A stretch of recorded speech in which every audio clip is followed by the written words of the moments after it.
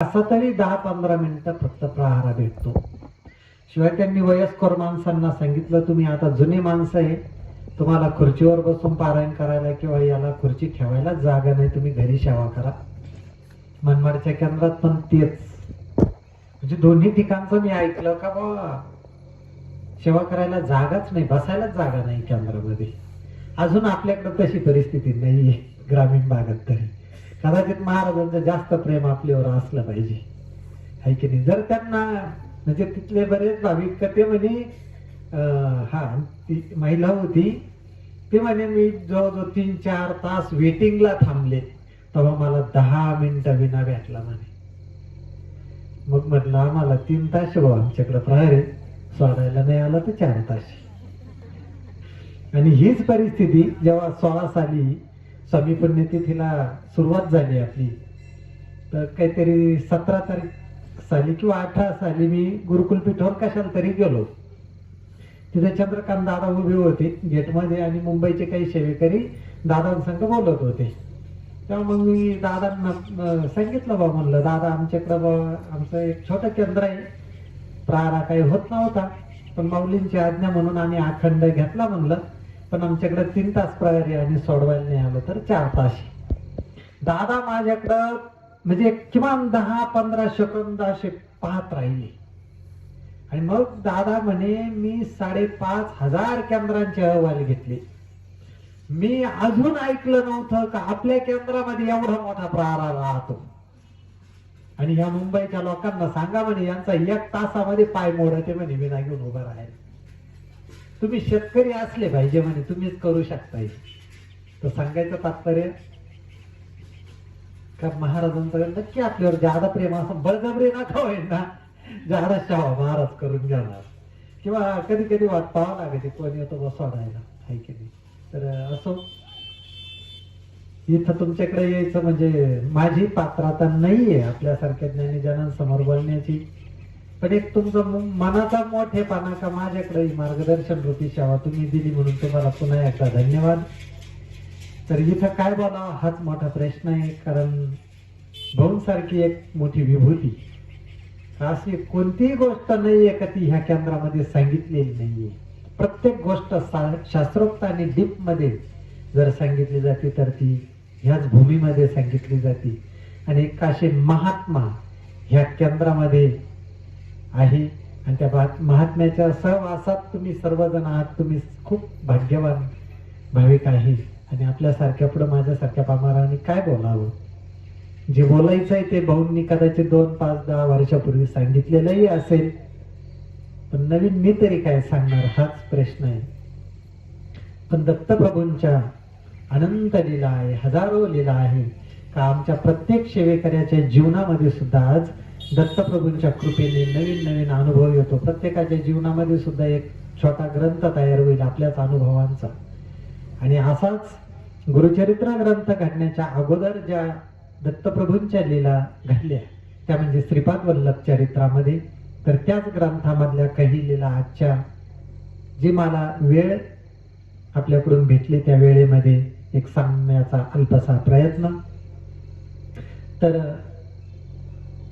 शंकर भट्ट नावाची एक ब्राह्मण कुटुंबामध्ये, सात्विक कुटुंबामध्ये जन्माला आलेली व्यक्ती, कर्नाटक राज्यामधले, आणि ते उडुपी क्षेत्रामध्ये, उडुपी जे गाव आहे तिथे एक भगवान श्रीकृष्णांचं मंदिर आहे, तिथं दर्शनाला गेले आणि त्यांची सुद्धा एक आध्यात्मिक एवढी पात्रता झाली का तिथं भगवान श्रीकृष्णांचा काही त्यांना दृष्टांत झाला का पुढचा तुला जो भक्ती मार्ग आणि मोक्ष मार्ग याच्याकडं तुझी वाटचाल होण्यासाठी तू कन्याकुमारीच्या दर्शनाला जा.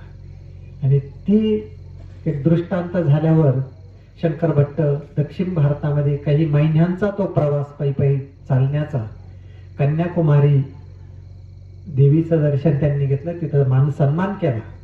आणि पुन्हा यांची तेवढी पात्रता होती, जसं स्वामी विवेकानंदांचे गुरु रामकृष्ण परमहंस काली मातेचे उपासक होते आणि दगडी मूर्ती दक्षिणेश्वरी नुसतं आवाहन जरी केलं तरी आई भगवती त्या मूर्तीमधून प्रगट व्हायच्या आणि रामकृष्णांबरोबर कितीतरी वेळ बोलायच्या. ही पात्रता आमच्या रामकृष्णांची होती. इकडे नामदेव महाराजांची सुद्धा तशीच पात्रता होती. जेव्हा नामदेव महाराज पांडुरंगाला बोलवायचे तर पांडुरंग सदेह नामदेवाबरोबर यायचे, खेळायचे, बोलायचे, बसायचे. तशीच जनाबाईची सुद्धा एक एवढी मोठी पात्रता होती का विठ्ठल विठ्ठल हा अखंड तिचा जप चालायचा. असं म्हणतात का जनाबाईच्या गौऱ्या सुद्धा विठ्ठल विठ्ठल बोलत होत्या. आणि तिची एवढी पात्रता होती का एकमेव भक्त अशी होती जनाबाई का ती पांडुरंगा बरोबर भांडण सुद्धा करायची. म्हणजे ते जर चरित्र वाचलं ना तर अशा काही काही शिव्या दिलेल्या आहे पांडुरंगाला जनाबाईनं. तेवढी योग्यता तिची होती का त्या परमात्म्याला सुद्धा शिव्या देण्याची. आणि असे महान भक्त या भारत भूमीमध्ये होऊन गेले.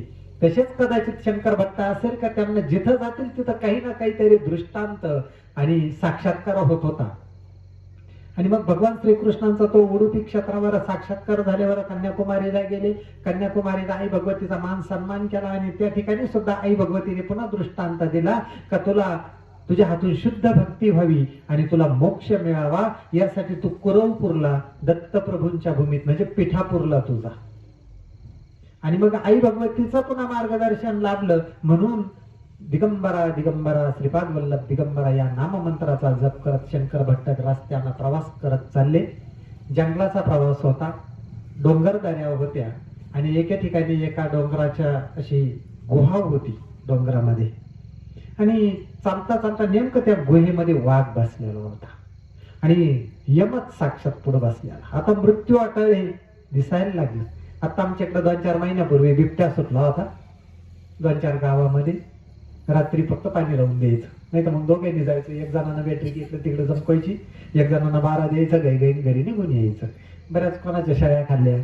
डुकर तर गायबच झाले, मका खाणारे डुकर राहिलंच नाही तिथं. आता एक बिबट्या आता 5 गावामधले डुकर गायब झाले. माणसांना भीती झाली आणि तो तर वाघ आता गुहेच्या दारात बसलेला आहे. आता काय मृत्यू अटळे, शिवाय जंगलाचा रस्ता आहे, काय करायचं. त्यावेळेला शंकर भट्टांनी धावा केला का श्रीपाद वल्लभ स्वामी आता तुम्हीच वाचवा, तुमच्याशिवाय कोणी नाही.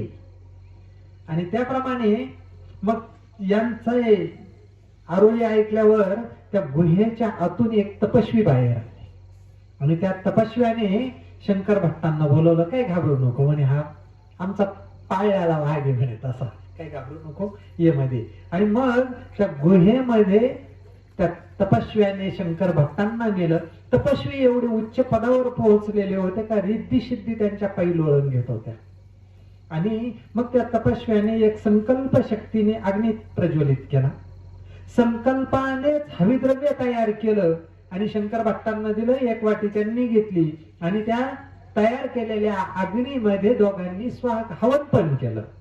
एक थोडा वेळ हवन झालं आणि हवन झाल्यानंतर त्या तपस्व्याने एक आशीर्वाद दिला का श्रीपाद श्रीवल्लभ दर्शन प्राप्तिरस्तु. शंकर भट्टांना आशीर्वाद दिला का तुला आता श्रीपाद वल्लभ स्वामींच्या दर्शनाचा योग येणार आहे.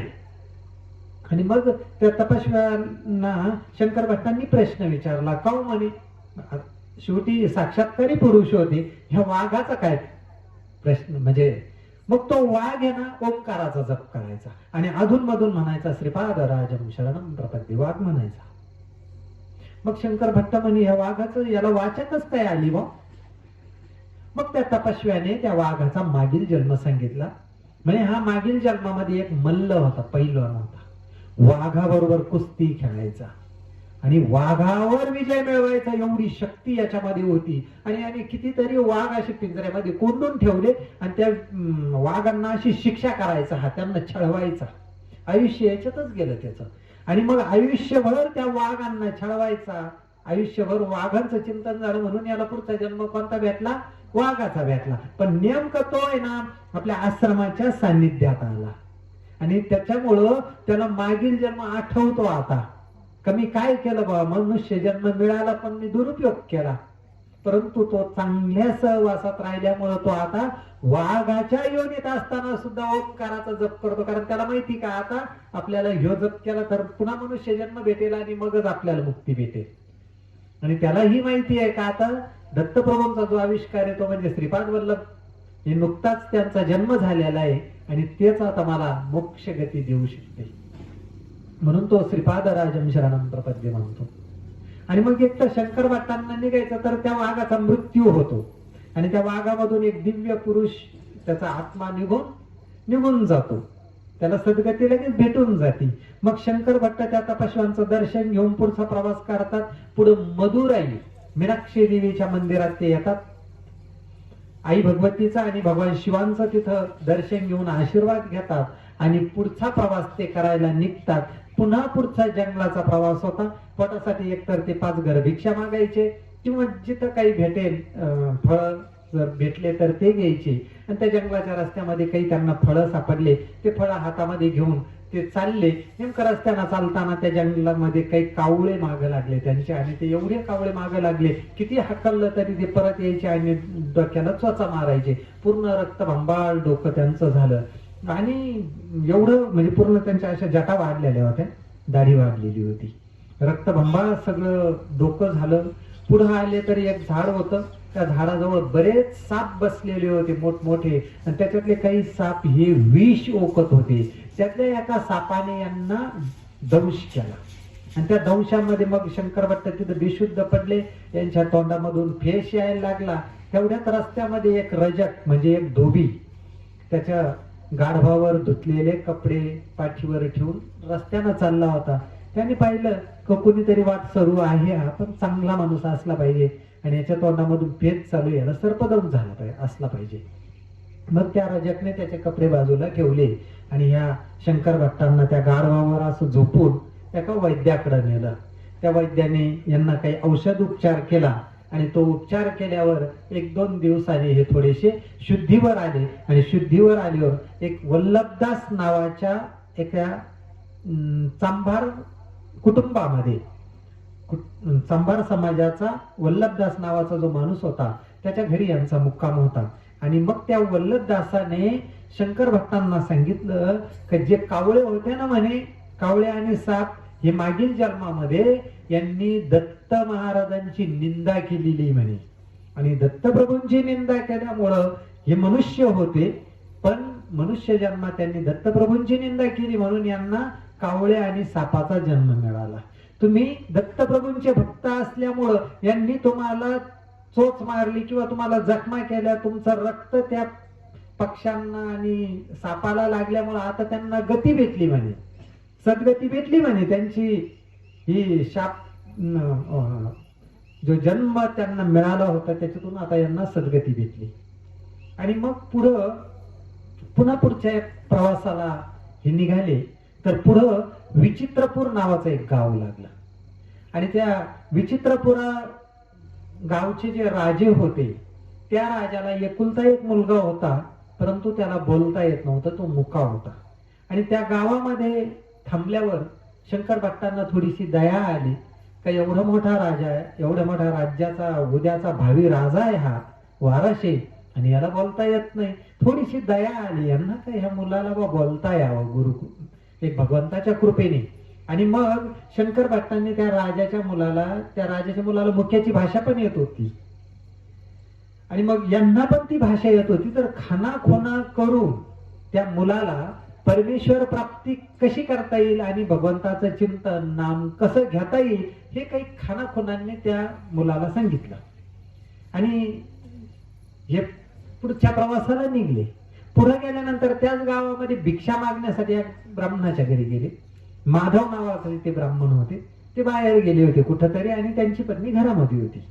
तर जेव्हा भिक्षेसाठी आरोळी मारली तेव्हा त्या माधव ब्राह्मणाची पत्नी आलडावालडा करून बाहेर आली आणि तिचं कधी पण डोकं फिरायचं, लगेच ती घरामधले मडके गाडगे फोडायला लागली. तिचा स्वभाव पण विचित्र होता गावाच्या नावाप्रमाणे. आणि कधी कधी नवरा बायकोचं भांडण झालं तर घरामधले सगळे मडके ती फोडून टाकायची. आणि शंकर भट्टांनी भिक्षा मागितल्यावर सुद्धा तिनं तेच केलं. सगळा राग त्या मडक्या गाडग्यांवर काढला, सगळा तिचा संसारच तिनं उद्ध्वस्त केला आणि अशी अकराळ विक्राळ काही पण बोलायला लागली. तेवढ्यात ते माधव नावाचे जे ब्राह्मण होते ते घरी आले. आणि मग शंकर भट्टांना वाटलं बाबा आम्ही भिक्षा मागायला लागलो तर काय प्रकार झाला. मग माधवने सांगितलं की माझ्या पत्नीचा स्वभाव म्हणे असा, तो काही बदलू शकत नाही. कोणी नवीन माणूस आलं का असा आलडावालडा करायची सवय, मला तर दररोजच म्हणे, माझं विचारूच नका. एकदा आमच्या केंद्रामध्ये काय झालं, एक सासूरवाशीन आली 2-3 वखत केंद्रातून आपली पुस्तकं दिली. दरवेळेस सासूबाई विहिरीत टाकून द्यायची. पुन्हा केंद्रातून मी द्यायचो, असं 3दा झालं. हे झालं, चला ठीक आहे बाबा, बऱ्याच सासूरवासनी येते, त्यांचा काय घरगुती त्रास. पण एक सद्गृहस्थ असे आले, सगळं आवरलीवर आले केंद्रातलं, बाबा घरात केंद्रात कोणीच नाही राहणार अशा वेळेला, एकटेच आले. अहो म्हणे मा प्रश्न लय गंभीर आहे. म्हणलं काय हो? अहो म्हणे मला बायकोनच घरातून काढून दिलं. म्हणजे मी पहिल्यांदा ऐकलं असं कोरोना काळाच्या अगोदर. त्या माणसालाच प्रश्न माहिती काय येतो, ज्याचा त्याचा प्रश्न ज्याची त्याला माहिती, काय काय त्रास होतो ज्याची त्याला माहिती. तसा त्या माधवाचा प्रकार होता. आणि मग तेवढ्यात झालं काय, माधवच्याच घरी शंकर भट असताना एक चमत्कार झाला. एक दिवसाचा काळ लोटला. काल राजाच्या राज्यामध्ये होते, त्या मुख्याची भाषा देऊन त्या मुलाला काहीतरी सांगितलं, आणि दुसऱ्या दिवशी त्या मुख्या मुलाला वाचा फुटली, त्याला बोलता यायला लागलं. मग राजाला वाटलं, अरे काल जो माणूस आला ना, त्यानं काहीतरी माझ्या मुलाला सांगितलं, आणि बरोबर एक दिवसात त्याला वाचा आली. तो जो माणूस आहे त्याला काहीतरी मी बक्षीस दिलं पाहिजे. म्हणून राजाची शिपाई शंकर भटाचा शोध घेत घेत येत होती, आणि ते माधवच्या घरी आले. मग त्यांनी सांगितलं का राजाच्या मुलाला वाचा फुटली, तुम्हाला राजा मोठं बक्षीस देणार आहे, आणि तुम्ही आमच्या बरोबर परत चला. मग शंकर भट्टाला वाटलं, चला ह्यो जो माधव आहे याला बी आपण बरोबर घेऊ. आणि माधव आणि शंकर भट्ट दोघ जण त्या राजाच्या राज्यामध्ये गेले. राजाला वाटलं हा मोठा पंडित आहे. मग राजाने काही प्रश्न विचारले. आपला जो रुद्र अध्यायाचा चमक विभाग आहे, एकाचमे, द्वितीयचमे, तृतीय, पंचमचमे, ते जे आहे ना, शेवटचा अनुवाक आहे माझ्या माहितीप्रमाणे, त्याचा अर्थ विचारला. त्याचा अर्थ सुद्धा शंकर भट्टांनी एक मार्मिक सांगितला का त्या राजाचं पूर्ण समाधान झाला. आणि मग राजा प्रसन्न होऊन राजाने काही सोनं बक्षीस म्हणून यांना दिलं. शंकर भट्टाला माहिती होतं आपल्याला काही संसार नाही, आपण महाराजांच्या दर्शनासाठी निघलो, हे सोनं नाणं संग ठेवून पुढं चोराची भीती ठेवण्यापेक्षा हे सोनं सगळं माधव ब्राह्मणाला दिलं. आणि दोघ जण माधवच्या घरी गेले. माधवने जेव्हा ते मिळालेलं सोनं त्याची विचित्र पत्नी जी होती तिला दाखवलं ना, तिची मती ठीक झाली. जी मूर्ख झाली होती ना, एवढं सोनं पाहून ती शहाणी झाली. त्याला मानसोपचाराची गरज राहिली नाही.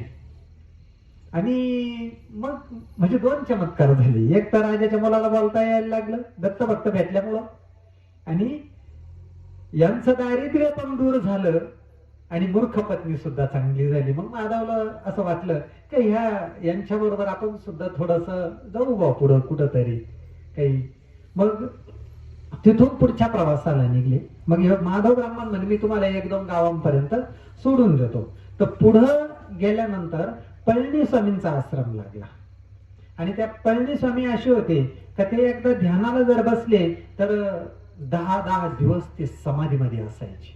आणि माधव आणि शंकर भट्ट त्या आश्रमात गेले त्यावेळेला पळणीस्वामी म्हणजे जागे होते.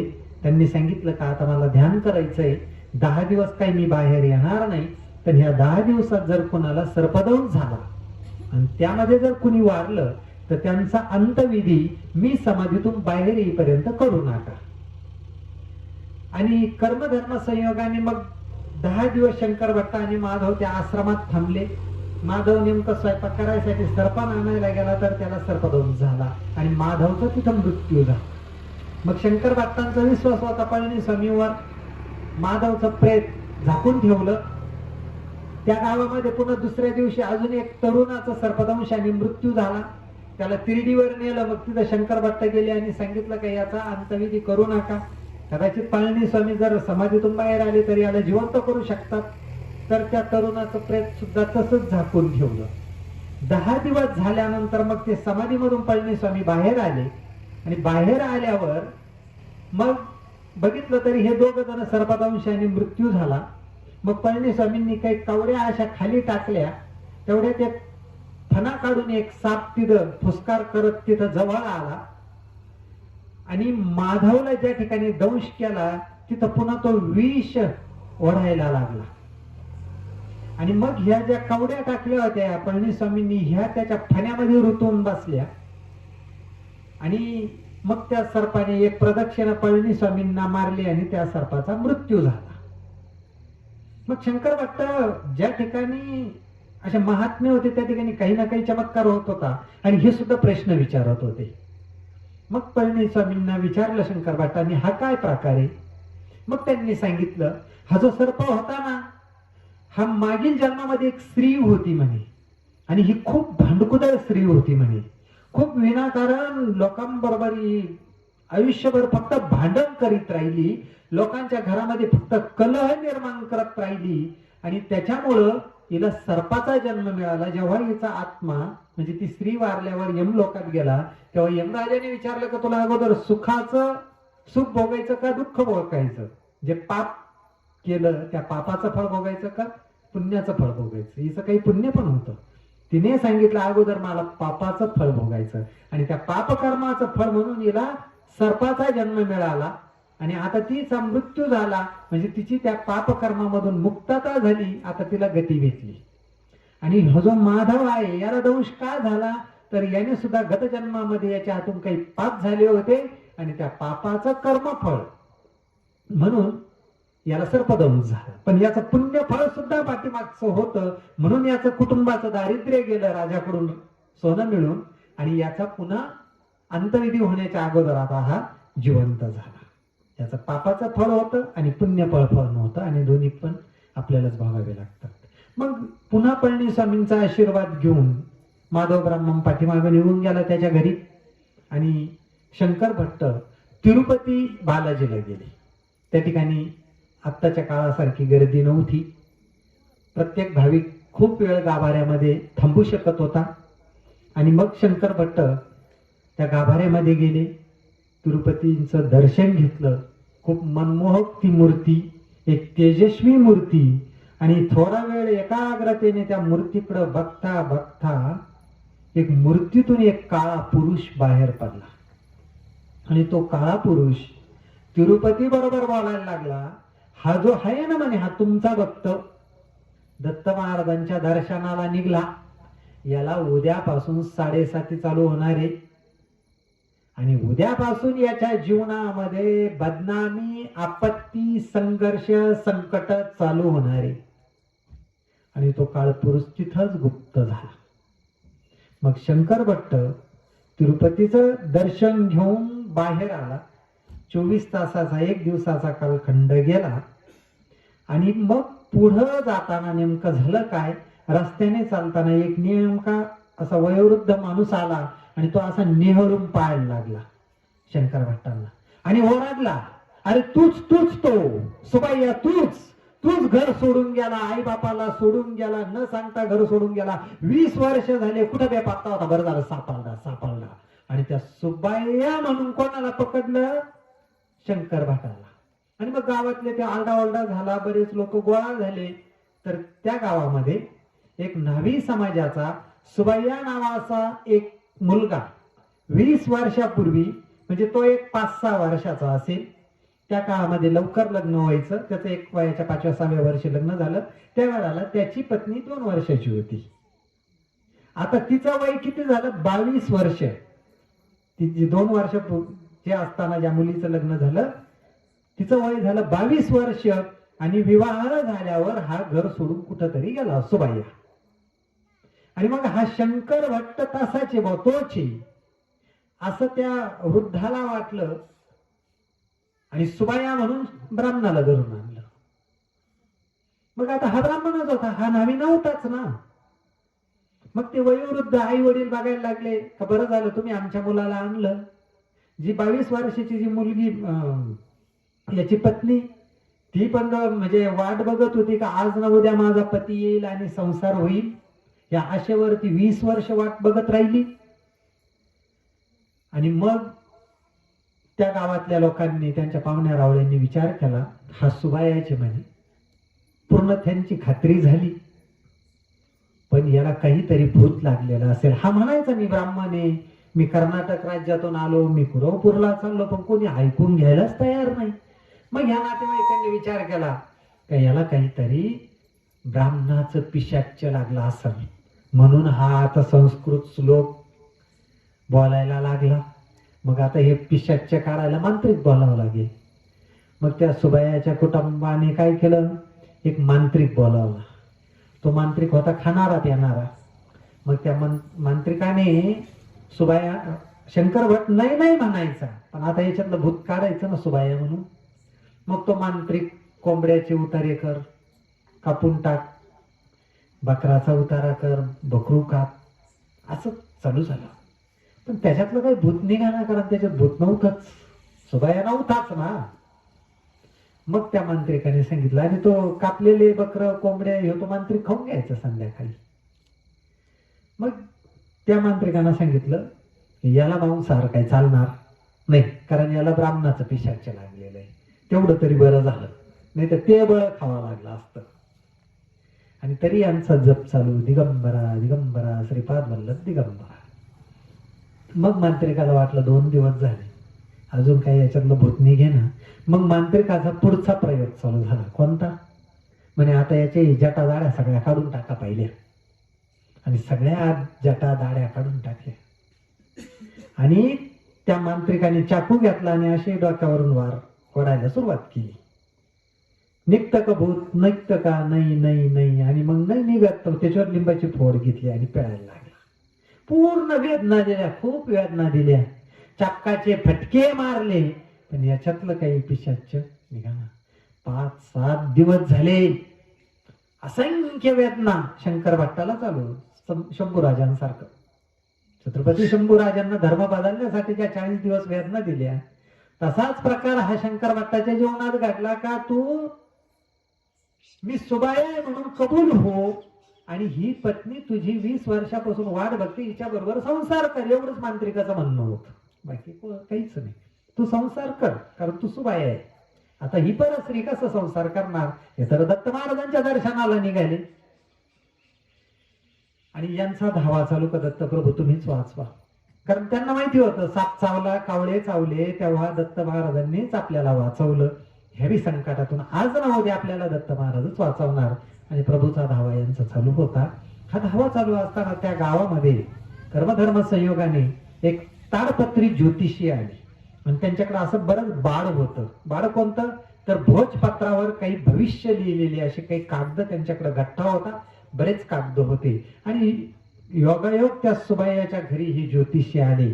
मग त्या ज्योतिषांनी मग त्या लोकांनी सांगितलं का बा याला भूत लागलेलं आहे, 4-7 दिवस झाले, तर याच्यातलं काही भूत नाही घ्या ना, हा 20 वर्षापासून बेपत्ता होता.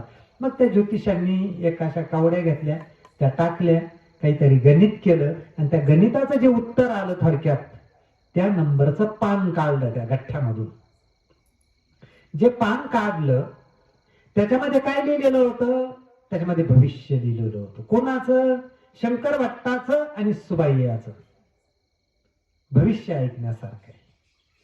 त्याच्यामध्ये लिहिलेलं होतं का जो सुबाईया म्हणून तुम्ही पकडलेला आहे, हा सुबाईया नसून शंकर भट्ट नावाचा कर्नाटक राज्यातला ब्राह्मण आहे. आणि सुबाईया जो गेले 20 वर्षापासून बेपत्ता होता, तो आज हे ताडपत्री ज्योतिष वाचल्यापासून 1 दिवसाने म्हणजे 24 तासाने त्याच्या घरी परत येणार आहे. हे लिहिलं. तिथं मग यांचा जीव आला. बरं झालं, कमीत कमी या ज्योतिषांना सांगितलं म्हणजे घरच्यांचा विश्वास बसल आणि आपण आता इथून मुक्त होऊ. आणि मग त्या भविष्यामध्ये खाली लिहिलेलं होतं काही याला ही जी शिक्षा झाली गेल्या 7 दिवसापासून, ही कशामुळे झाली? मग त्यामध्ये मागील जन्म सांगितला. हा जो शंकर भट्ट आणि सुबाई जो बेपत्ता उद्या येणार आहे, हे मागील जन्मामध्ये दोघ जण मित्र होते. आणि हा जो शंकर भट्ट होता, दत्त मंदिरामध्ये शंकर भट्ट दररोज त्या मूर्तीची पूजा करायचा, मंदिर झाडून घ्यायचा. आणि सुबाया एक गावातला होता एक जण असाच, 2 जणांना जुगार खेळण्याचा नाद होता. 2 जण पत्ते खेळायचे दुपारा त्याच मंदिरात. सकाळी पूजा करायचा शंकर भट, आणि दुपारी दिवसभर काही काम नाही, तिथंच झोपायचं, तिथंच पत्ते खेळायचे. दररोज यांची जुगार चालू. एक दिवस प्रत्येक डाव हा शंकर भट जिंकायचा मागील जन्मात, आणि सुबाया हरायचा. सुबाया जवळचे पैसे संपले. मग शेवटचा डाव कशावर लावायचा? तर सुबायाने त्या डावावर स्वतःची पत्नी लावली. का जर मी हा डाव हरलो तर माझी पत्नी मी तुला देऊन टाकणार. ह्या बोलीवर तो शेवटचा डाव चालू झाला, आणि त्या डावामध्ये शंकर भट्ट जिंकला. मग आता शंकर भट म्हणे दे तुझी बायको मला, ठरेल आपलं. तो काही द्यायला तयार होईना. त्यांची भांडणं झाली. ते भांडणं एवढे विकोपाला गेले का त्या गावच्या राजापर्यंत हे भांडण गेलं. राजांना वाटलं, अरे माझ्या राज्यामध्ये अशा वाईट गोष्टी चालू आहे, यांना कडक शिक्षा केली पाहिजे, नाही तर प्रजा उद्या काही करीत. डावावर पत्नी लावली. राजाने कडक शिक्षा दिली. कोणती? का जो स्वतःची पत्नी डावावर लावतो त्याचं लिंगच्छेदन करून त्याला नपुसक करून गावामधून हाकलून दिलं जाईल. शिक्षेची अंमलबजावणी लगेच झाली. आणि जो दुसऱ्याच्या पत्नीवर वाईट नजर ठेवून तिची अपेक्षा बाळगतो त्याच्या डोक्यावर उकळते तेल टाकून त्याचा मृत्यू करण्यात यावा. आणि त्या पण शिक्षेची अंमलबजावणी लगेच झाली. दोघांना 2 शिक्षा लगेच देऊन टाकल्या. आणि त्या दोघांचा पुढचा जन्म हा होता, जो मागील जन्मामध्ये स्वतःची पत्नी डावावर लावतो तो पत्नी सोडून 20 वर्ष निघून गेला. जो दुसऱ्याच्या स्त्रीवर अपेक्षा ठेवत होता, मागच्या जन्मातली त्याची इच्छा होती म्हणून ह्या जन्मात सुबाया म्हणून त्याला आणलं, मांत्रिकाकडून त्याचा छळ केला तर तू आता हिचा स्वीकार कर. मागच्या जन्मात त्याची इच्छा होती ना, तिचा स्वीकार करायचा, मग करा आता. गहनो कर्मना गती गीतेमध्ये सांगितलेलं आहे. कर्माची गती कळा नाही. भगवंत दयाळू, चांगली इच्छा असो अगर वाईट असो आपल्या कर्मानुसार त्याचं फळ भेटणार आहे. वाईटचं वाईट, चांगल्याचं चांगलं. आज जे पेरलं तेच उद्या उगवणार आहे. आणि मग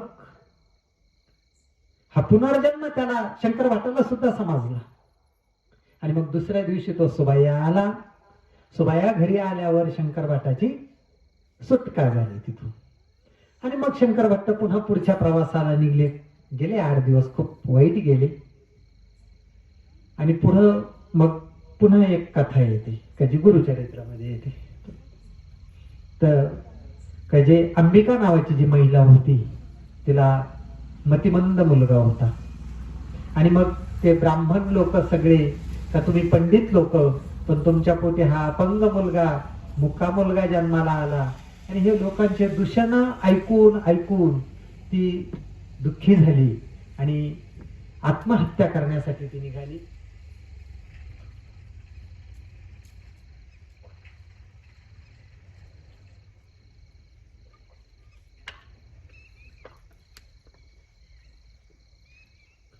आणि तिचं पुण्य प्रबळ होतं म्हणून दत्त महाराज त्या ठिकाणी प्रगट झाले. आणि दत्त महाराजांनी तिला सांगितलं की आत्महत्या करणं खूप मोठं पाप आहे. मग तिने विचारलं का चांगली संतती जन्माला येण्यासाठी काय करावं. मग दत्तप्रभूंनी तिला सांगितलं का शनिवारच्या दिवशी जो प्रदोष येईल त्या शनी प्रदोषाच्या दिवशी भगवान शिवांची आराधना तू कर, तुला कुलभूषण असा मुलगा जन्माला येईल. मग ती म्हणते का मला तुमच्यासारखा मुलगा पाहिजे, मी सेवा करते पण तुमच्यासारखा मुलगा पाहिजे. मग दत्तप्रभू पुन्हा तिच्यावर दयाळू होतात आणि सांगतात का तू ही सेवा कर, मीच तुझ्या पोटी जन्म घेईल. आणि तिचे जे मालक होते का त्या अंबिकाचे मालक काहीतरी वर्मा आडनावे त्यांचं, त्यांना दत्तप्रभूंनी सांगितलं का कर्माची गती गहने ह्या मुलाने गत जन्मामध्ये काही पाप कर्म केलं होतं म्हणून हा मतिमंद आहे, मुका आहे, याच्या दुःखाचं तुम्ही चिंतन करू नका. ते चिंतन सोडून तुम्ही माझं चिंतन करा, कारण तुम्ही योगी आहात.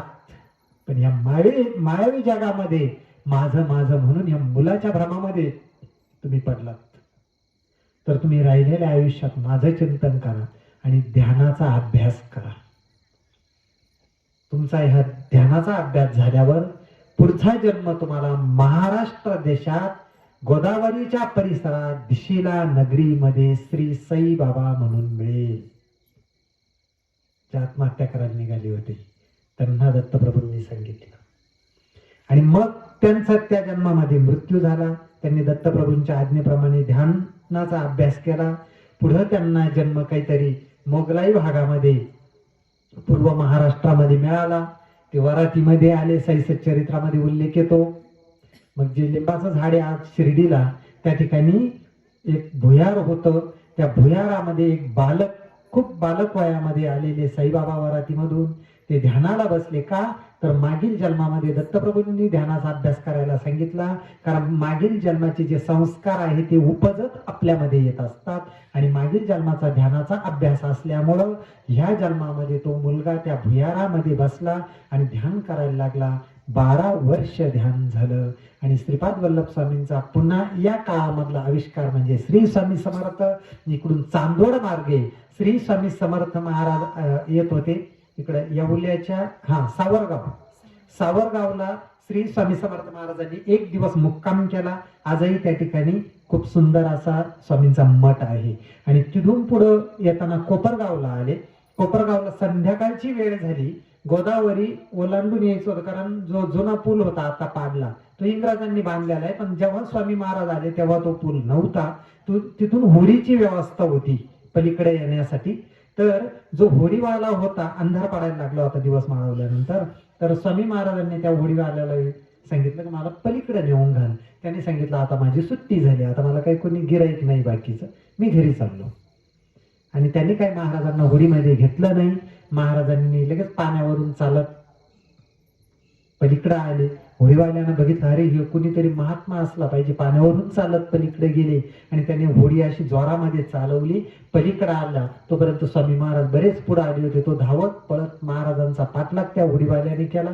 महाराजांचे पाय धरले, महाराजांची माफी मागितली का महाराज मी तुम्हाला माझ्या होडीमध्ये घेतलं नाही. मग महाराजांनी सांगितलं की इथून पुढं जर कोणी असं आलं उशिरा तर त्याला तू पलीकडे नेऊन सोड, कारण त्याचा जर मुक्काम झाला कोपरगावला तर त्याचे बायको पोरं वाट पाहत राहतील, म्हणून पुन्हा भविष्यात अशी चूक करू नको.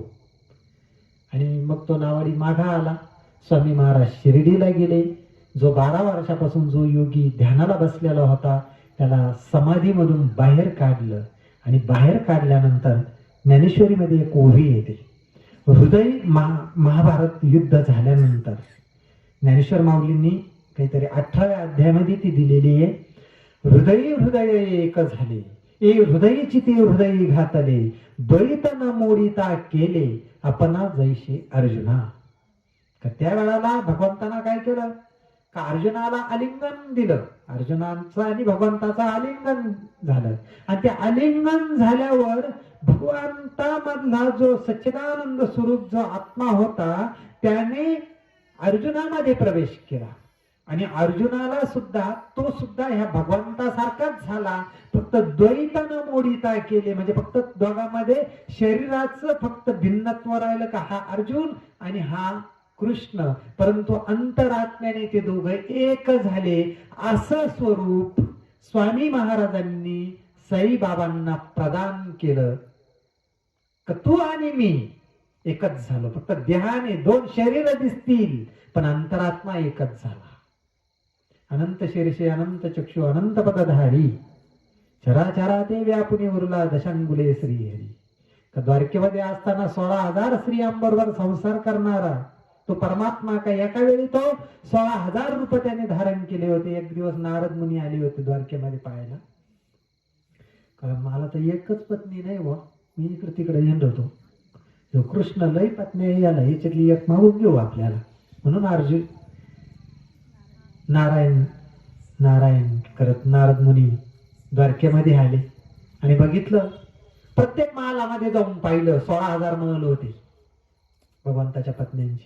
प्रत्येक महालात गेले का कृष्ण काहीतरी कुठं देवपूजा करते, कुठं बायको बरोबर बोलते, कुठं काय करते. 16,000 महालामधला असा एकही महाल त्यांना सापडला नाही की जिथं कृष्ण नाही. आणि असं साईबाबांमध्ये स्वामींनी स्वतःचं स्वरूप टाकलं. आणि मग बाबांना सांगितलं की मी तुला तुझ्याकडे जगभरामधून लोक पाठवील, त्यांना तू दुःखमुक्त कर. आणि तुला भविष्यात दत्ताचा अवतार म्हणून तुला ओळखलं जाईल. हा आशीर्वाद बाबांना दिला आणि महाराज पुढे गेले. आजही जगभरातून बाबांकडे लोक येतात, बाबा आशीर्वाद देतात, लोकांचं काम होतं. आणि आजही बाबांना दत्त स्वरूप दत्ताचा अवतार म्हणूनच ओळखलं जातं. हे मागील जन्मामध्ये अंबिका त्यांचे पती त्यांना महाराजांनी सांगितलं. आता आले 2 जन्म लक्षात. पुढे चालू. आता किती वेळ बोलायचं त्यांनी सांगा मला.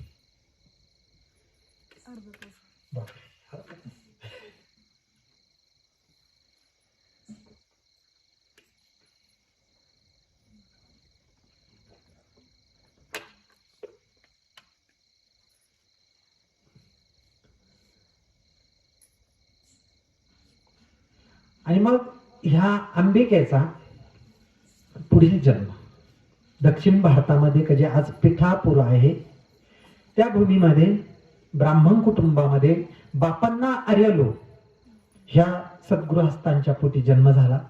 मागील जन्मामधले भगवान शिव दत्तप्रभूंचा जिच्या पाठीशी आशीर्वाद होता, अशा चांगल्या कुलभूषण कुटुंबामध्ये ती जन्माला आली. आणि त्या कुटुंबामध्ये सुद्धा जे बापांना आर्यलो होते हे भगवान शिवांची आराधना आणि दत्तप्रभूंची आराधना करणारेच होते सद्गृहस्थ. आणि त्यांच्याच पोटी ही मुलगी जन्माला आली. उपजातात बालवयामध्ये तिच्या हातून पुन्हा दत्तांची आणि भगवान शिवांची आराधना सुरू झाली. आणि बापांना आर्यलो सुद्धा एक व्रत होतं की ते शनी प्रदोषच्या वेळेला तिथल्या ज्या शिव मंदिर आहे ना त्या ठिकाणी शिवाचा अभिषेक आणि पूजा करायचे. त्यांचं कायमचं व्रत होतं. आणि एक उपवर वयामध्ये अंबिका आली. बापांना आर्यलो त्या अंबिकेला घेऊन जेव्हा त्या गाभाऱ्यामध्ये भगवान शिवांच्या गेले तर त्या ठिकाणी पिंडीमधून आवाज आला. स्वतः भगवान शिव बोलायला लागले. आणि भगवान शिवांनी बापांना आर्यलोला सांगितलं की तुमच्या गावामध्ये तिथं वर्मा नावाचा जो मुलगा आहे, आडनाव वर्मा आहे, त्यांचं नाव मी विसरलो, त्या मुलाबरोबर हिचा विवाह अमक्या अमक्या दिवशी लावून द्या. भगवान शिवांची आज्ञा म्हणून बापांना आर्यलोनी त्या मुलाकडे काही संपत्ती सुद्धा नव्हती, जमीन जुमला पण नव्हता, पण भगवंताची आज्ञा म्हणून त्या मुलाबरोबर अंबिकेचा विवाह लावून दिला. आणि त्याच वेळेला भगवान शिवांनी सांगितलं का याच्याबरोबर विवाह झाल्यावर हिला जो पहिला मुलगा होईल ना तो दत्त महाराजांचा पूर्ण रूप राहील आणि स्वतः दत्तप्रभू हिच्या पोटी जन्म घेणारे म्हणे. भगवान शिवांनी अगोदरच सांगितलं होतं. आणि मग बापांना आर्यलोनी अंबिकेचा विवाह लावून दिला. अंबिकेला मग जो 1 वर्षाने मुलगा झाला त्या मुलाचं नाव श्रीपाद श्रीवल्लभ. आणि मग आता या श्रीपाद वल्लभ स्वामी बालवायामध्ये त्याच गावामध्ये मग सगळ्या गावाला आनंद झाला. काही बालवयामध्ये काही ना काहीतरी चमत्कार घडायचे. बोबड मुलगा बोलायचा पण वेदांचा अर्थ तो सांगायला लागला. गावामध्ये जर कोणाला काही समस्या असली तरी हे बालक लोक त्याच्याकडे यायचे आणि बालक बोबड बोलून त्याची समस्या निवारण करायची. खूप लोकांची गर्दी त्या गावामध्ये जमली, म्हणजे यायला लागली. आणि याच्यामध्ये मग कोणाचा नातू बा तर बापांना आर्यलोचं नातू. आणि मग बापांना आर्यलोची प्रसिद्धी वाढली. त्याच गावामध्ये नरसावधानी नावाचे दुसरे पंडित होते. मग त्यांना थोडस काय झालं, द्वेष वाढला. तर तो द्वेषापोटी मग ते ना बापांना आर्यलो आणि या श्रीपाद वल्लभ स्वामींची थोडी निंदा करायला लागली. तर तिथं तिरुमल दास नावाचा एक सेवक होता. तो काय करायचा, धुणे भांड्याचं काम करायचा. त्यानं 2 ठिकाणी काम घेतलं होतं. बापांना आर्यलोच्या तिथं पण धुणे भांडे करायचा आणि नर सावधानीच्या तिथं पण धुणे भांडे करायचा, दोन्हीकडं पण. त्याचं शेवटी पोटासाठी त्यांना 2 ठिकाणचं काम घेतलं होतं. मग ही ज्या लीला घडल्या ह्या तिरुमलदासाने शंकर भट्टाला सांगितलेले आहे. का तर तिरुमलदास हा त्या घराचा सेवक होता. आणि मग तिथं काय काय घडलं, चमत्कार झाले बाबा श्रीपाद वल्लभ स्वामींच्या काय काय लीला झाल्या हे तिरुमलदासांनी शंकर भट्टांना सांगितलं. मग ते तिरुमलदास असं म्हणतात का मी ह्या दोन्ही घरचे ज्या वेळेला धुणं धुवायचो तर एक दिवस मग ह्या नर सावधानीचा बापांना आर्यलो बरोबर द्वेष वाढला. आणि मग मी काय करायचो, माझं सुद्धा प्रेम वाढलं. जरी हे लहान बालक असलं पण हे दत्ताचा अवतार हे मला समजलं आणि मी सुद्धा जप करायला लागलो. दिगंबरा दिगंबरा श्रीपाद वल्लभ दिगंबरा तिरुमलदास म्हणतो. आणि मग मी माझं दररोजचं जे काम होतं मग मी नर सावधानीचे कपडे धुत होतो म्हणे. आणि ते कपडे धुताना मी जप कोणाचा करायचो, श्रीपाद वल्लभ स्वामींचा. आणि नर सावधानीनं त्या दिवशी खूप निंदा केली होती म्हणे, खूप शिव्या दिल्या नको त्या श्रीपाद वल्लभ स्वामींना आणि बापांना आर्यलोला. मग मी त्यांच्या कपड्याची इस्त्री केली. दुसऱ्या दिवशी तो धुतलेला शर्ट कपडे नर सावधानीनं घातले आणि त्यांच्या अंगामध्ये विंचू चावल्यासारखे वेदना सुरू झाल्या. मग तो नरसावधानी म्हणतो, तू काहीतरी केलं या कपड्यामध्ये का मला असं चावल्यासारखं का व्हायला लागलं. मग त्याने माझी निंदा सुरू केली आणि माझं ते काम गेलं. एका पारचा मी मोकळा झालो म्हणजे त्याच्या कामातून. मग थोडेसे मोठे झाले. श्रीपाद वल्लभ स्वामी बोबडे बोलायला लागले, असे 5-7 वर्षाचे. आजोबाच्या खांद्यावर बसून मग असे गावामध्ये फिरायला जायचे.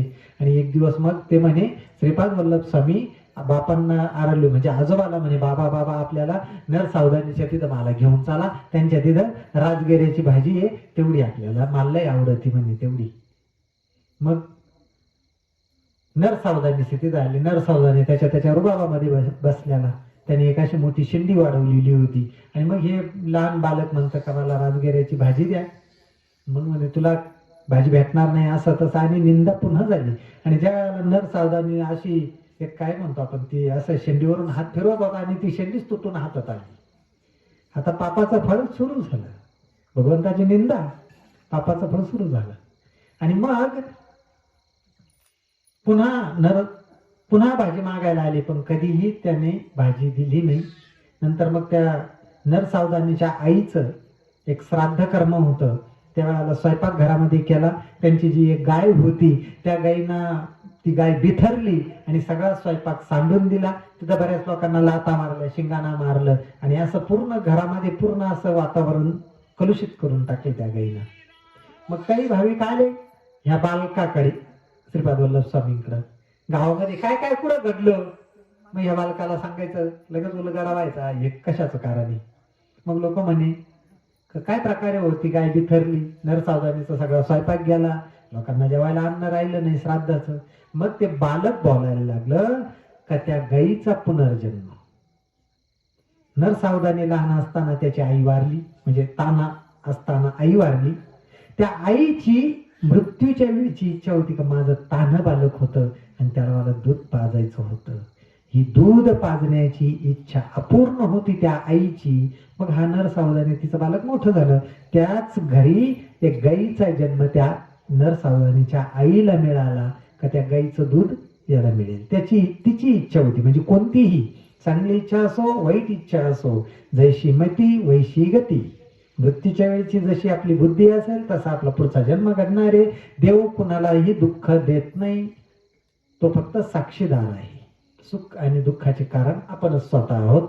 आणि मग सगळ्यांना आश्चर्य वाटलं की ही गाय होती. आणि मग थोड्या दिवसाने त्या नरसावधानीला दारिद्र्य यायला सुरुवात झाली. कारण एक दिवस नरसावधानी वारली, त्यांचं प्रेत चितेवर ठेवलं. श्रीपाद वल्लभ स्वामींना समजलं की नरसावधानी वारला. तिथं श्रीपाद वल्लभ स्वामी बालकृपामध्ये गेले. त्या तिरडीचा आणि मुलगा आता अग्निडाग देणार नरसावधानीला. तेवढ्यात श्रीपाद वल्लभ स्वामी ओरडले का आजपर्यंत मी अंतविधी पाहिले म्हणे मेलेल्या माणसाचे, पण आज मी जिवंत माणसाचा अंतविधी पाहतो. तिथे जिवंत माणसाला अग्निडाग दिला जाऊ राहिला. आणि मग नरसावधानीचा असं कापड काढलं डोक्यावरच, तर तो खरोखर जिवंत होता. आणि तिरडीवरून उठून बसला. श्रीपाद वल्लभ स्वामींचं त्यांनी दर्शन घेतलं. तो वारला होता ऑलरेडी, पण कदाचित महाराजांनी त्याला जिवंत केलं असेल. मग तो घरी आला. त्याच्यानंतर त्याची थोडीशी भक्ती वाढली श्रीपाद वल्लभ स्वामींवर. पण वेळ निघून गेली होती. तर एक दिवस मग तो पुण्य पुरुष म्हणजे त्याच्या नरसावधानीमधून एक दिव्य तेज बाहेर पडलं. आणि त्याच्यानंतर त्यांना एक काळा रंग आला. म्हणजे त्यांचं मधलं जे पुण्य होतं ते नष्ट झालं श्रीपाद वल्लभ स्वामींची आणि बापन्ना आर्यालूची निंदा केल्यामुळं. म्हणून चांगल्या माणसाची निंदा करू नये. खूप वाईट फळ यायचं हेच चरित्रामध्ये येतं. आज आमच्या भाऊंना कोणी सोडीना.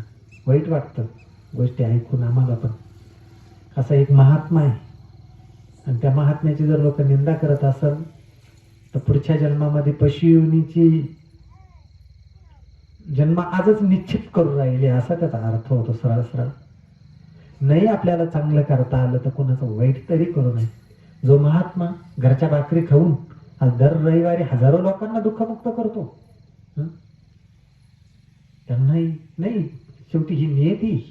ज्ञानेश्वर माऊलींनाही बी लोकांनी सोडलं नाही, स्वामी महाराजांनाही सोडलं नाही, तर भाऊंना का सोडावा लोकांनी हाही प्रश्न आहे. शेवटी नियतीची इच्छा.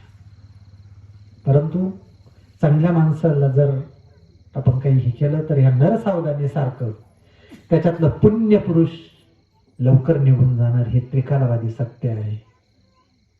आणि मग त्या नरसावधानीची खूप हाल झाली. तिथून पुढं उपासमारीची वेळ आली आणि मग श्रीपाद वल्लभ स्वामींनी त्यांना सांगितलं का तुम्ही आता मला पूर्ण शरण आलेली आहे म्हणे, परंतु वेळ निघून गेलेली, तर पुढचा जन्म तुम्हाला पुन्हा ब्राह्मण कुटुंबात मिळेल आणि त्या वेळेला पुन्हा तुमची आणि माझी भेट होईल.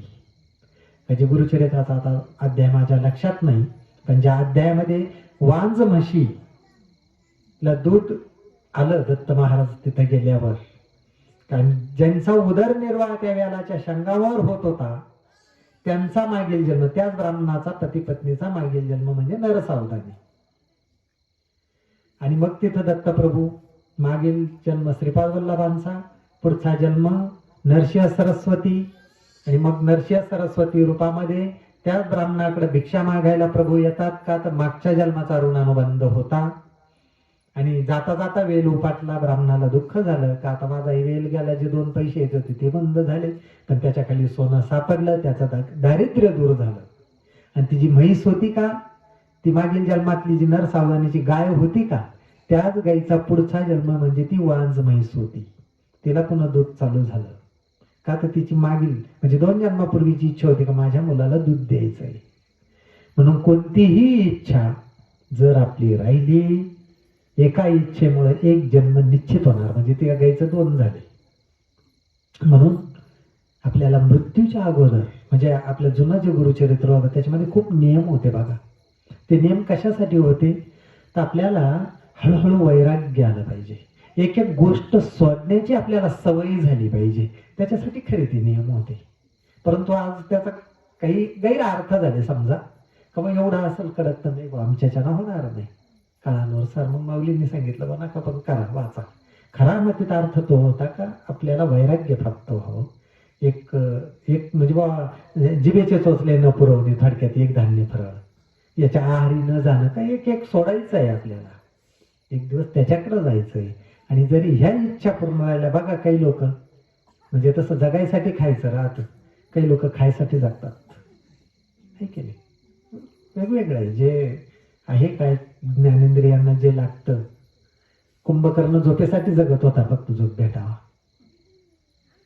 काही लोक फक्त दुसऱ्याला त्रास देण्यासाठी जगतात, काही लोक फक्त लोक कल्याण करण्यासाठी जगतात, आहे की नाही.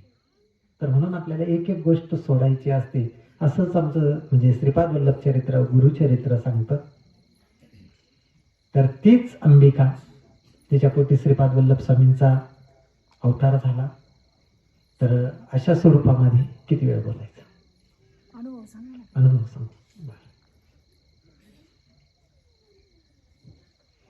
तर म्हणून आपण सर्वजण खूप आणि खूप भाग्यवान आहे. आपल्या सर्वांच्या भाग्याने, म्हणजे माझा पण हा एकदा अनुभव सांगतो. मी मागं पण सांगितला, पण मी तुमच्या पुढे बसलेला आहे. आज माझं कमराचं मणक्याचं ऑपरेशन झाल्यामुळे मी खुर्चीवर बसलेलो आहे. एक अर्धा तास उभं राहिलो तर पाय दुखतात आहे. मी गाडीवर खूप हळूहळू आलो येता येता. मी भाऊंना नाही म्हणू शकत नाही माझ्या जीवनामध्ये की बाबा भाऊंनी फोन केला बा केंद्रात यावं लागेल, मी मला नाही म्हणायचं धाडस होत नाही. मागच्या 2 सप्त्यांना भाऊंनी स्वतःची गाडी पाठवली होती मला यायला. मी नाही, म्हणजे मला खूप फेल झालं, कारण नका भाऊ तुम्ही तुमची गाडी पाठवून मी येणं नाही योग्य, पण तुम्ही मला जिवंत ठेवलेलं आहे. कोरोना काळामध्ये मी शेवटच्या घटका मोजत होतो 2 वर्षापूर्वी, गुढीपाडव्याच्या आधी 2 दिवस, 21 साली गुढीपाडव्याच्या आधी 2 दिवस, आणि रविवारचाच दिवस होता माझ्या माहितीप्रमाणे. मला पूर्ण एवढा तो स्कोर वाढला होता का श्वास घेणं पण बंद झालं होतं.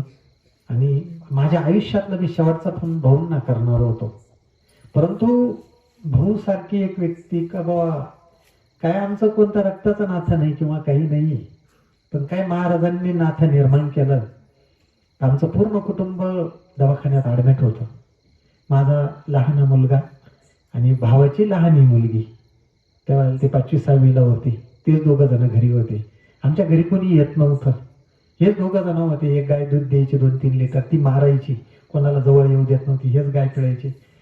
मग आमच्या चुलत्याची तिथून यांना जेवण द्यायची. पण जवळ कोणी थांबत नव्हतं का, तर यांचं पूर्ण घर संक्रमित झालेले, नको बघ कुणाला धोका.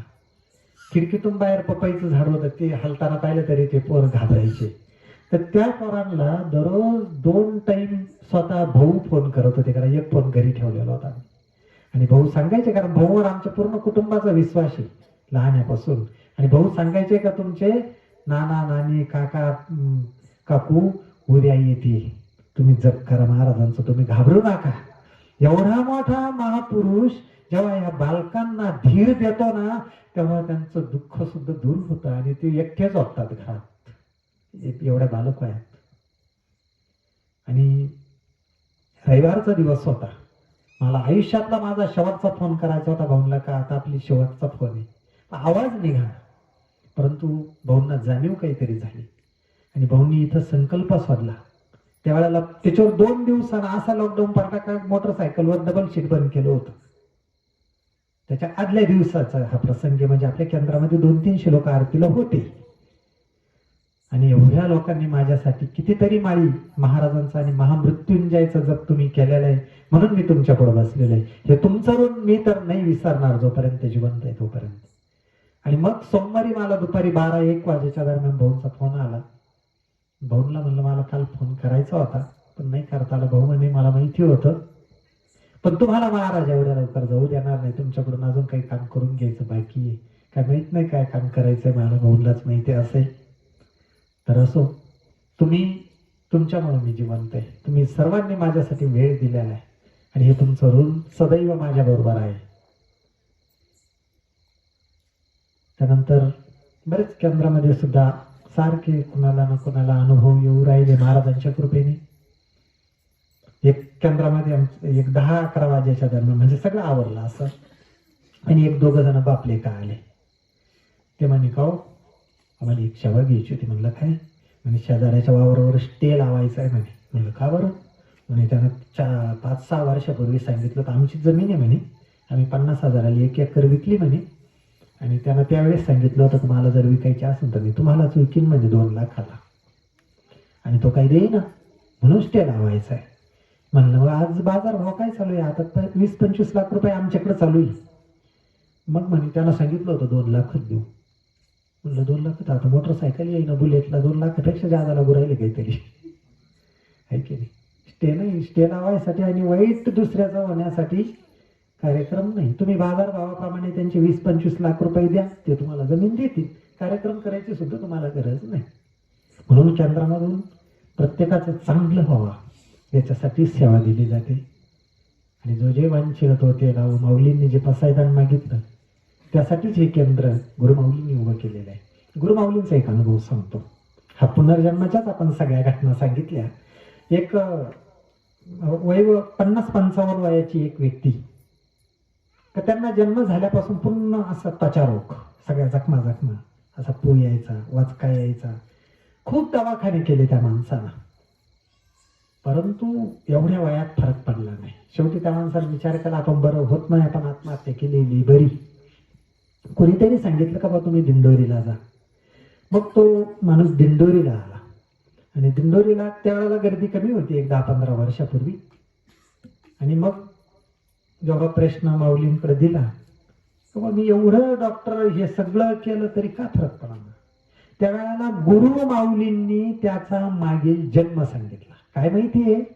त्याला सांगितलं की तू मागील जन्मामध्ये एका संन्याशाच्या आश्रमामध्ये तू शिष्य म्हणून होता, आणि तो तपस्वी जो होता ना, अशा सणावाराला, दिवाळी दसरा अशा सणावाराला आसपास वरून लोक यायचे, असे शेकडो लोक दर्शनाला यायचे, आणि तो महात्मा कुटीमध्ये बसलेला असायचा आणि अशी बारी लागायची दर्शनाला. मग एखादा श्रीमंत माणूस आला का, तू जवळचा होता त्यांच्या, तू जवळचा होता, तू वशेला लावायचा. काय माहितीये का, एखादा श्रीमंत माणूस आला, त्यानं थोडे पैसे दिले का तू मागच्या दाराने डायरेक्ट दर्शन द्यायचं, निघून जायचे. आता मी मोठ्या मंदिरामध्ये आहे आज अशा गोष्टी चालू. आणि मग एक दिवस तू पकडल्या गेला, तुझ्या गुरुना तुला पाहिलं का, हा पैसे घेऊन दर्शन देतो, म्हणजे चांगल्या ठिकाणी राहून सुद्धा पैशाचा मोह, आणि तिनं पैसे कमावतो. आणि त्या गुरुजींनी तुला शाप दिला का तुला कुष्ठरोग होईल. आणि मग तुला माहिती होतं का माझ्या गुरूंचा शब्द खरा ठरतो, मग तू माफी मागायला लागला का नाही, हो मी चुकलो, मी भविष्यात पण असे पैसे घेणार नाही तुमच्या दारामध्ये, पण मला माफ करा. त्यांनी सांगितलं मी दिलेला शास्त्र खरा ठरणार आहे, पण तू आता माफी मागितली ना तर पुढच्या जन्मामध्ये दिंडोरीला तू जाशील आणि दिंडोरीला गुरुमाऊली राहतील. गुरुमाऊली ज्या वेळेला तुझा हा प्रश्न बघतील त्यावेळेला तुझा कुष्ठरोग बरा होईल, असं त्या महात्म्याने मागील जन्मात सांगितलं. हे माऊलींनी मग त्याला सांगितलं, त्याच्यानंतर तो बरा झाला. सांगायचं तात्पर्य, आज माऊलींसारखे भाऊंसारखे एक महात्मे आपल्याला भेटलेले, ज्यांना त्रिकाळ ज्ञान आहे, का जे मागील जन्म आपला बघू शकतात, पुढचा जन्म आपला बघू शकतात. असे महात्मे, असे महापुरुष आपल्या परमभाग्याने आपल्याला लाभलेले. एकदा मोरे दादांचं महानिर्वाण झालं होतं आणि दादांचं निर्वाण झाल्यानंतर गुरुमाऊलींचा कार्यक्रम द्वारकेला होता कुठंतरी, म्हणजे द्वारकेच्या पुढे कुठंतरी कार्यक्रम होता, तेव्हा आपला कार्याचा व्याप खूप कमी होता. आणि द्वारकेला काहीतरी मंदिर बंद झाल्यानंतर मग माऊलींचे आपले सेवेकरी गेले.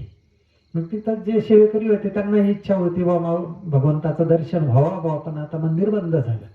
मग माऊलींनी त्यांना सांगितलं, चला म्हणे आपण मेन गेट पुढे जाऊ आणि भगवंताची जी उच्च कोटीची जी सेवा आहे ते म्हणजे स्त्री सुक्त आणि पुरुष सुक्त याची आपण 16 वेळा साखळी पद्धतीने आवर्तन घेऊ. आणि मग ते माऊलींचं आपले सगळे सेवेकरी तिथं बाहेर बसले. मध्यरात्रीची वेळ आणि 16 वेळा आवर्तन झाली. ही आवर्तन झाल्यावर एक चमत्कार झाला, का त्यावेळेस माऊलींबरोबर जे लोक होते का त्यांच्यामधले सोपान काका देशमुख म्हणून दहेगाव बलिकेच्या, आता ते एक 7-8 वर्षापूर्वी वारलेले, परंतु दादांबरोबर पण ते होते आणि माऊलींबरोबर पण त्यांनी बऱ्याच ठिकाणी माऊलींच्या गाडीमध्ये ते फिरायचे. तेव्हा त्यांनी सांगितलेली ही गोष्ट आहे. तर मुख्य दरवाजा उघडला त्या बंद मंदिराचा द्वारकेचा आणि एक बालवयामधला एक बालक असा घाई आला आणि त्याने माऊलींच्या गळ्यात असा वर टाचा करून एक शाल टाकली, हात जोडले आणि तो मुलगा परत गेला. तर हे आमच्या सेवेकऱ्यांनी सुद्धा बघितलं का स्वतः भगवान श्रीकृष्ण परमात्म्याला सुद्धा माऊलींकडे यावं लागतं. जे मंदिर बांधे चोखा मेळासारखं पुन्हा त्या परमात्म्याला माऊलींकडे यावं लागतं. तर म्हणून असे माऊली आपल्याला लाभलेले आणि त्या माऊलींचीच एवढं मोठं तप असेल, माऊलींचं दादांचं पिठले महाराजांचं, का शहरी भागामध्ये हजारो लोक सेवेमध्ये, मी मोशी केंद्राचा एक व्हिडिओ पाहिला दुपारा, हजारो लोक आहे त्या केंद्रामध्ये, हजारो. आरतीचा व्हिडिओ मी पाहिला, असं जसा मोठा मेळावा एक काय, एवढी आरतीला लोक उभी आणि एवढी आरती सुंदर चालू होती ना. काय त्या दादांचं तप असेल, पिठले महाराजांचं तप असेल, त्यांच्या तपश्चर्याच्या बळावर आज हजारो लोक आमच्या दत्तप्रभूंच्या भक्तीला लागले आणि हे त्यांच्या तपाचं फळ आहे. असं मी एक व्हिडिओ पाहिला होता आपल्या कारवाडीचा, ह्याच रस्त्याने मोरे दादा चालले होते आणि दादांनी इकडं हात करून सांगितलं होतं का भविष्यात आपल्या इथं खूप मोठं केंद्र होणार आहे. विधिलिखित होतं हे पण, दादांची पण भविष्यवाणी होती आणि हे पण विधिलिखित होतं की हे केंद्र कोण उभं करणार आहे किंवा कोण पाहणार, हे पण विधिलिखित होतं. तर असो, मला जो वेळ दिला त्याबद्दल मी पुन्हा आपले धन्यवाद मानतो. जे चांगलं होतं ते माऊलींचं महाराजांचं होतं, जर काही चुकलं असेल तर ते माझं अज्ञान होतं. झालेली सेवा स्वामींच्या चरणी रुजू करून माझे 2 शब्द थांबवतो. श्री स्वामी समर्थ.